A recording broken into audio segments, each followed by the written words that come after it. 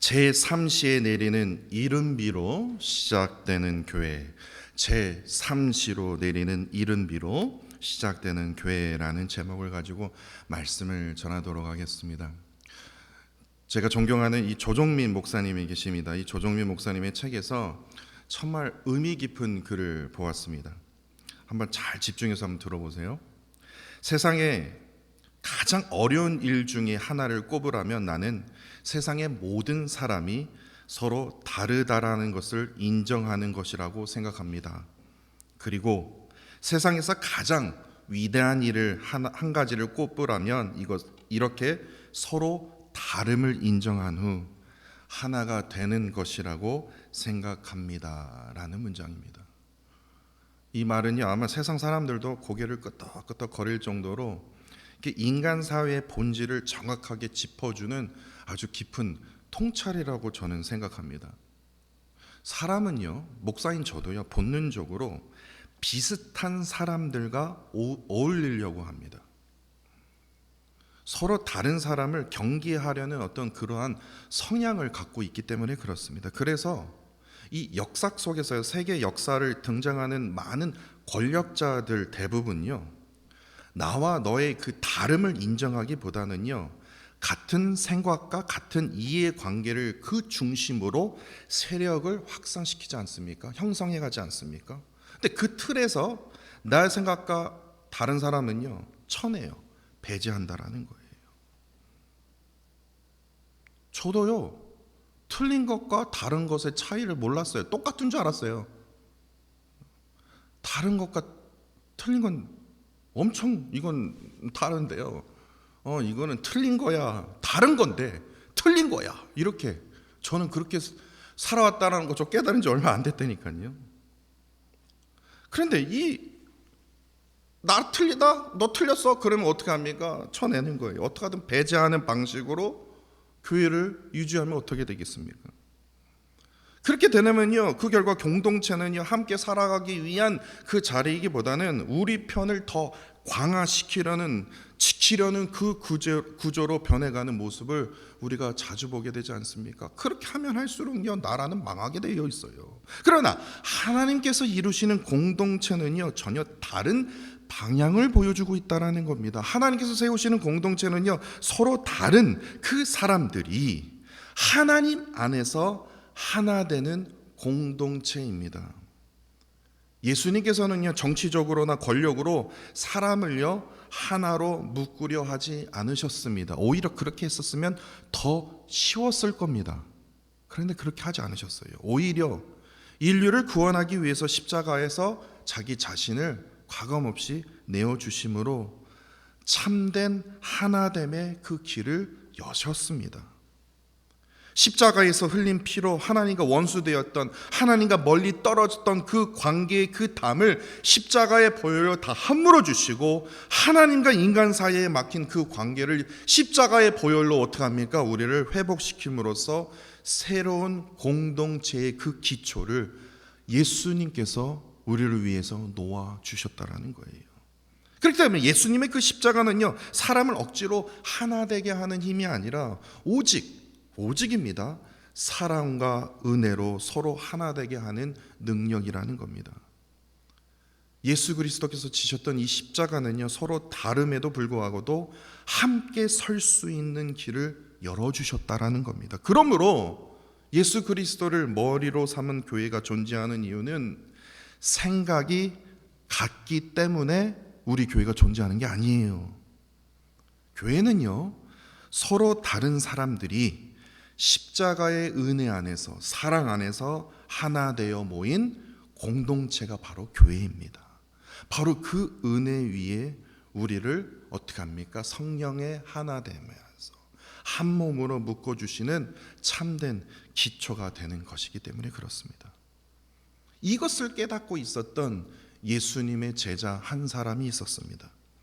이 제자는요, 예루살렘에 살던 서로 다른 모든 사람들 앞에서, 다시 말해서 히브리파 유대인, 헬라파 유대인, 좀 어렵죠. 지금으로 얘기하면요, 한국에서 오신 분, 미국에서 태어나신 분, 똑같은 한국 사람인데도요. 김가온 선수와 클로이 킴이 하나가 되어서 합작품을 만든 것처럼요. 막 갑자기 막 심장이 떨리네요. 그 서로 다른 백그라운드에 있는 사람들 앞에서 어느 예수님의 제자 한 사람이요, 오직 십자가의 은혜로 하나가 되어야 함을 선포했습니다.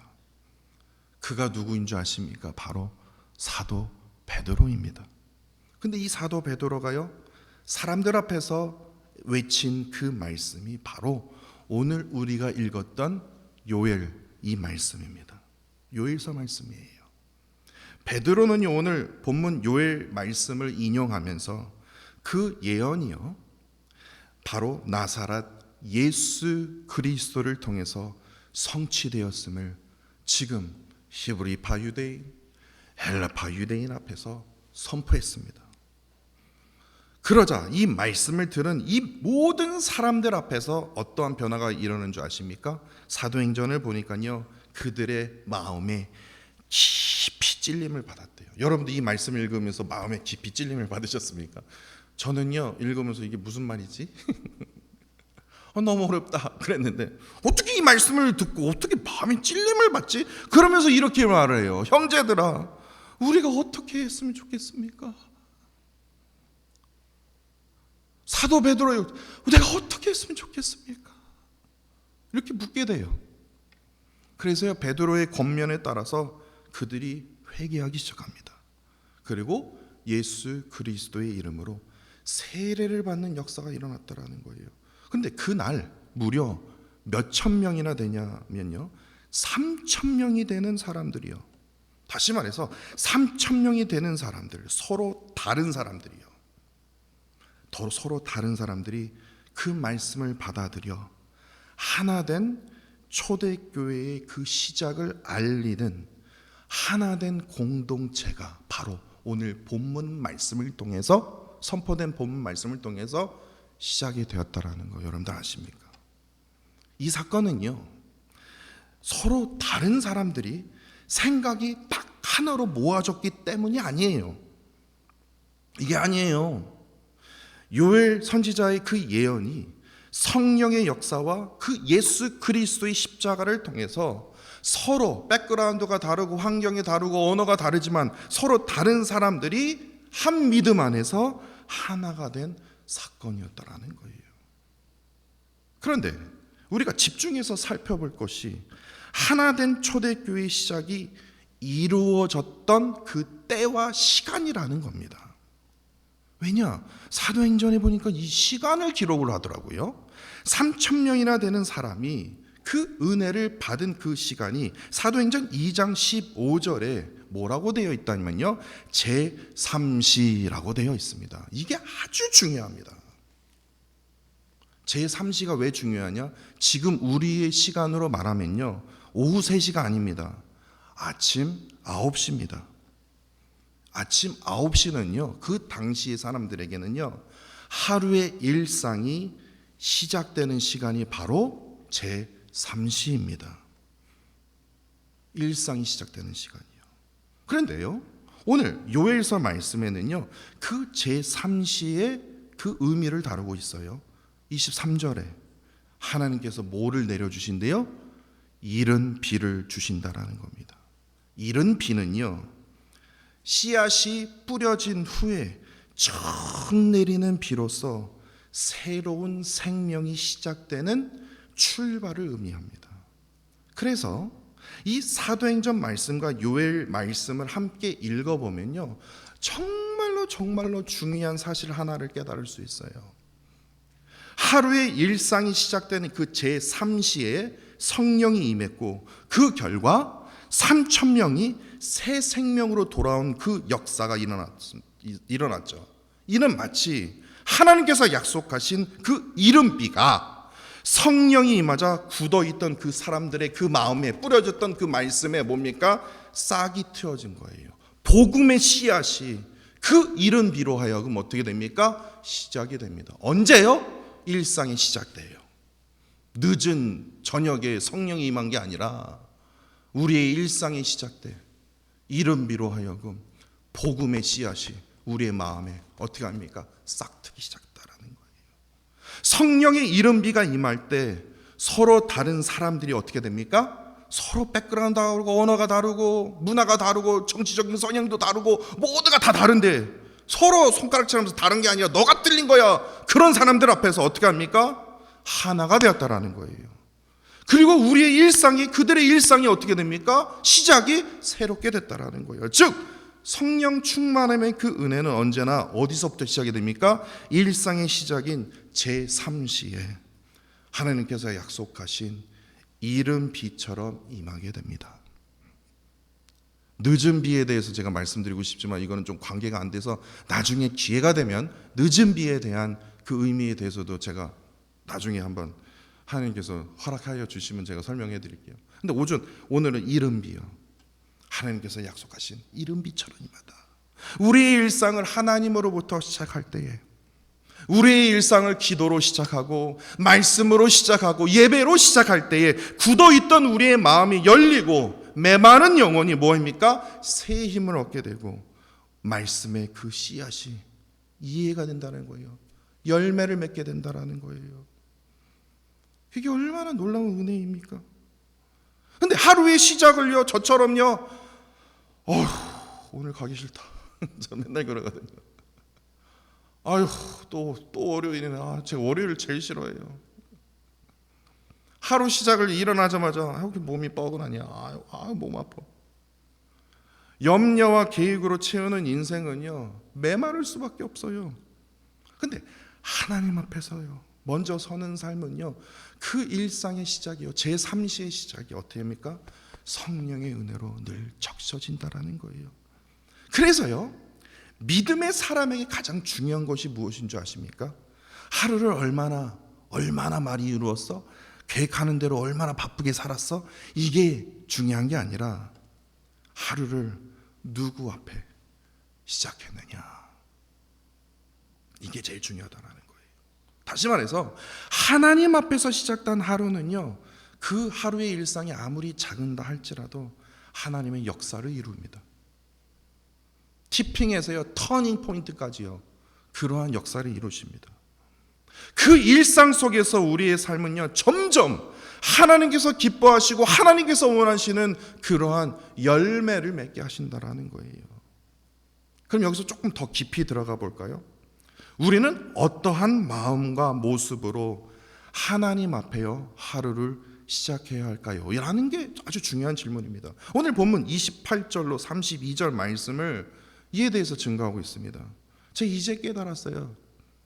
그 후에 내가 내 영을 만민에게 부어주리니 너희 자녀들은 장래일을 말할 것이며 너희 늙은이는 꿈을 꾸며 너희 젊은이들은 이상을 볼 것이며 그때에 내가 또 내 영을 남종과 여종에게 부어줄 것이며, 그리고 점점점 하면서 뭐합니까? 맨 마지막에 누구든지 여호와의 이름을 부르는 자는 구원을 얻으리라 라는 말씀이에요. 저는요, 솔직하게 조금 부끄러운 고백이지만요, 자녀들에게 장래일이란 뭘까? 늙은이들, 어르신들에게 꿈을 꾼다? 그 꿈은 뭘까? 젊은이들에게 이상을 한다고? 그 이상이 뭘까? 너무나 궁금한 거예요. 막 그거 도대체 성경 아무리 뒤져봐도 그게 안 나오니까요. 이게 뭘까? 막 그래서 저는 그걸 초점을 맞췄거든요. 다시 말해서 이 특별한 신비한 체험이 무엇일까? 저는 솔직히 말해서 부끄러운 고백이지만 그거에 초점을 맞췄어요. 그런데 그게 아닌 거예요.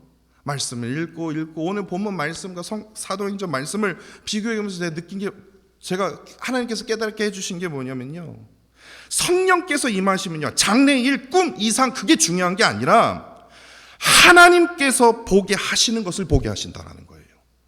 하나님이 꿈꾸시게 하신 것을 꿈꾸게 하신다라는 거예요. 하나님이 우리를 위해서 계획하신 것을 계획하게 보게 하신다라는 거예요. 신비한 체험을 얘기하는 게 아니에요. 저 그거 너무 놀랐어요. 하나님이 깨닫게 하시는 거, 하나님이 보게 하시는 것을 내가 보게 한다면, 내가 깨닫게 된다면, 와, 얼마나 신앙생활이 얼마나 은혜스러울까. 하나님이 보게 하시는 거, 하나님이 깨닫게 하시는 걸 보게 한다면요, 내 삶의 변화를 의미하지 않습니까? 성령이 임하는 사람에게는요, 거창한 무슨 변화가 아니라 삶을 바라보는 그 눈이 달라지기 시작한다라는 거예요. 더 쉽게 한번 설명해 볼까요? 예전에는요, 저게 내게 유익할까? 저거를 하면 내게 편할까? 오로지 나 중심으로만 생각했어요. 저분과 관계를 맺으면 나에게 유익이 될까? 어떤 게 나에게 더 편할까? 이제는요, 성령이 임하면요, 하나님이 깨닫게 하시는 거, 하나님이 보게 하시는 걸 보면요, 뭐가 생각이 나면 하나님이 기뻐하시는 게 무엇인지 그 기준이 된다니까요. 이게 내게 불이익이 된다 할지라도 하나님이 기뻐하시면, 하나님, 제가 희생하겠습니다. 제가 먼저 가겠습니다. 제가 먼저 섬기겠습니다. 그게 이상을 보고 장래의 일을 보며 미래를 꿈꾸는 거예요. 예전에는요, 눈앞에 이거 내 눈에 볼 때는 이거 완전히 나한테 손해 보는 건데 이 결과를 보니까 마음이 막 흔들려요. 이거 다시 말해서 계속해서 내 눈에 보이는 현상에만 저 자식만 보면 그냥 아주 그냥 한숨만 푹 쉬고 남편만 보면 푹 쉬었는데요. 그런데요, 눈에 보이는 현상에 따라 살아가는 게 아니라 눈에 보이지 않는 뭐예요? 본질에 따라 살아간다는 거예요. 다시 말해서 시간이 지나도 변하지 않는 그 가치에 따라서 신앙생활이 시작된다는 거예요. 무심코 지나갔던 말 한마디요, 다시 돌아보게 됩니다. 막말하지 않아요. 내가 내려야 할 욕심이요, 깨닫게 된다라는 겁니다. 내가 피해야 할 길, 내가 반드시 희생하더라도 십자가를 지고 주님을 쫓는 그 길을 내가 걸어가야 할 그 길이 보여진다라는 거예요. 하나님이 깨닫게 하신 길, 하나님이 지금 바라보신 그 길을 내가 걸어가게 된다라는 거예요. 분별하게 된다라는 거예요. 그러니까 결국에 성령께서 임하시는 사람은요, 같은 하루를 살아도요, 더 바쁘게 사는 사람이 아니라 더 바르게 살아가려는 사람. 사람의 시선이 아니라 하나님의 시선으로 삶을 바라보는 사람. 이것이 바로 우리가 하루의 일상을 시작할 때에 가장 먼저 아주 중요하게 가져야 할 우리의 마음과 태도라는 겁니다. 여태껏 자신의 힘과 계획을 앞세우면서 살았던 마음이었다면요, 이제는요, 하나님의 영을 구하고 주의 이름을 부르는 마음으로 하루 제3시를 시작하는 삶, 성령의 그 이름비를 날마다 간구하며 또한 경험하는 그러한 삶의 그 출발을 간절히 원하는 삶, 바로 오늘 본문이 그러한 삶을 우리에게 요구하고 있다라는 겁니다.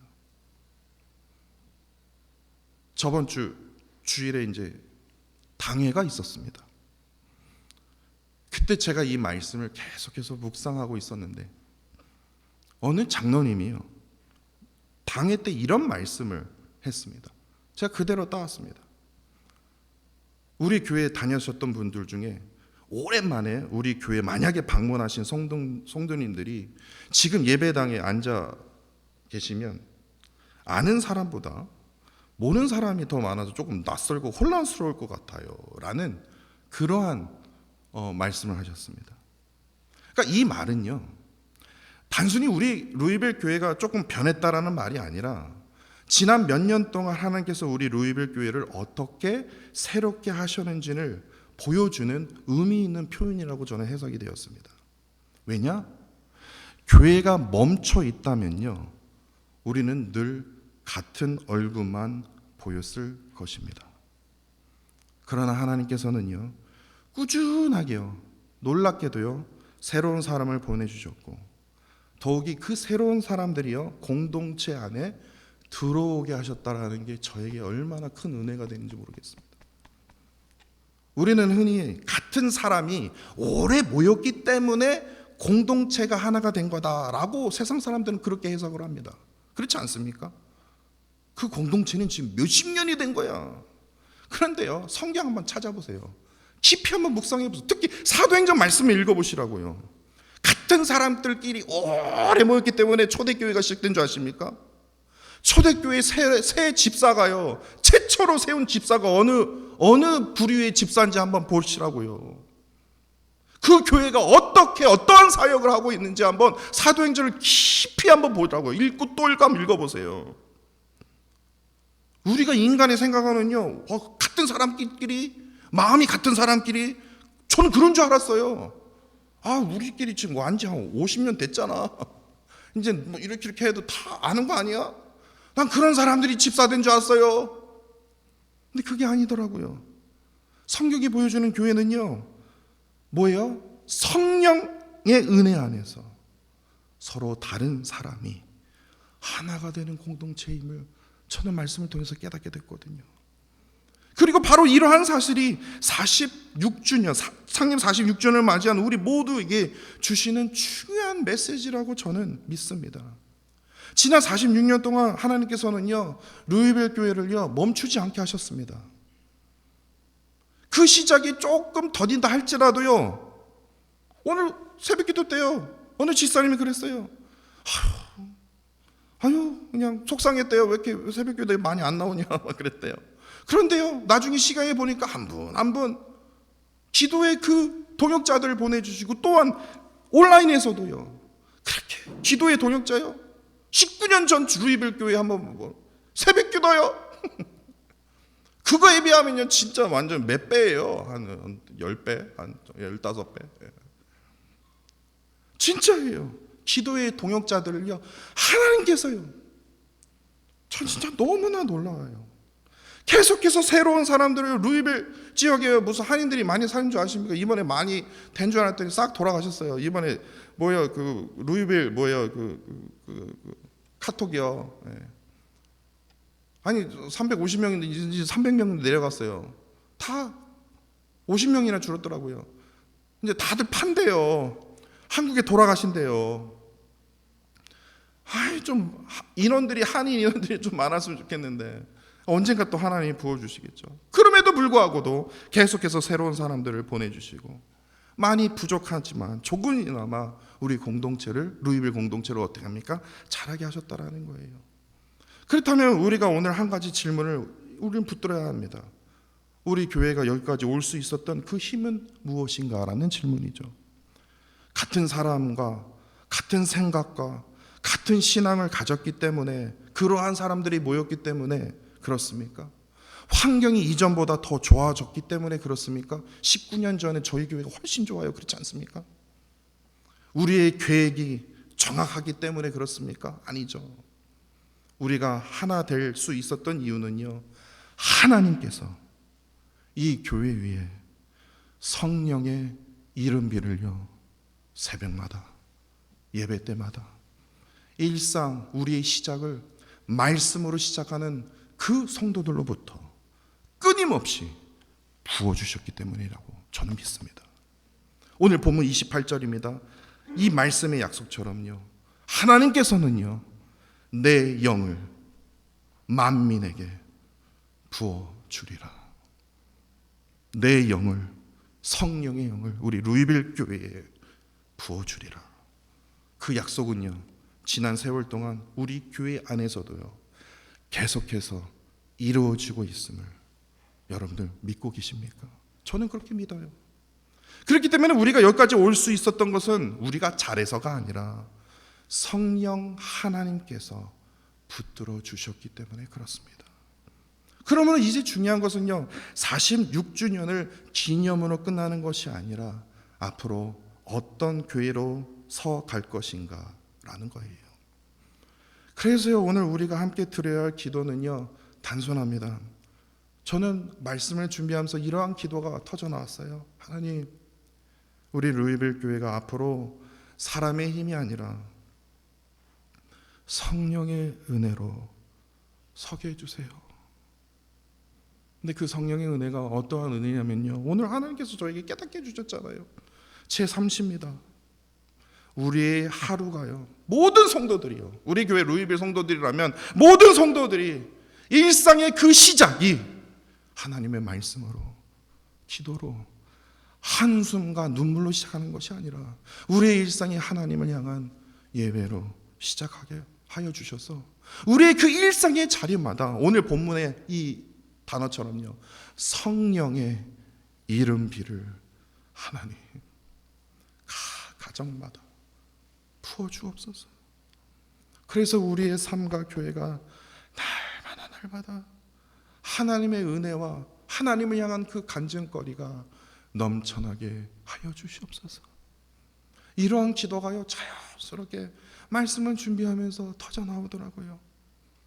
사도행전의 초대교회를 보듯 교회를 지켜온 힘은요, 담임 목사요, 웃기는 소리 하지 마십시오. 죄송합니다, 표현이 그렇지만요, 목사 때문에 부흥됐다 그러면 그 교회는요 목사 때문에 망합니다. 장로 때문에 부흥이 됐다 그러면요 장로 때문에 망합니다. 교회의 역사는요, 교회를 지켜올 수 있는 힘은요 언제나 오직 성령이었습니다. 제 말이 아니라 사도행전 말씀을 읽어보세요. 하나님의 영이었습니다. 그리고 교회의 미래를 여는 힘도 목사가 아니라 뭡니까? 사람이 아니라 뭡니까? 역시 성령이었다라는 겁니다. 지난 46년의 그 시간을 인도하신 그 하나님께서 저는요 앞으로 정말로 큰 역사를 보고 놀라고 보고 또 보고 보고 또 보고 저에게 주셨던 말씀이에요. 아직 놀라진 않았지만 저는요, 하나님 계속해서 놀라게 해주세요. 네가 보고도 또 놀라고 네가 보고도 또 놀란 역사를 나에게 주신다고 저에게 약속해 주셨거든요. 하나님 더 놀라게 해주세요. 그 46년의 그 시간을 인도하신 하나님 앞에 앞으로 그 길도 동일한 은혜로 저는 인도해 주실 거라고 저는 믿습니다. 그러므로 날마다 주의 이름을 부르며 성령을 구하는 그러한 교회, 그리고 그 성령의 그 은혜를 의지하여 살아가는 성도 여러분들이 되시기를 간절히 소망합니다. 그 은혜 가운데 우리 루이빌 교회가 앞으로 세대를 넘어 오직 하나님만을 기뻐하시는 그러한 공동체로 굳건히 세워지기를 간절히 바라며 저와 사랑하는 성도 여러분들이여 이러한 믿음으로 함께 걸어가게 되는 그러한 주님의 그 이름을 증거하는 그러한 성도 여러분들이 되시기를 간절히 축원합니다.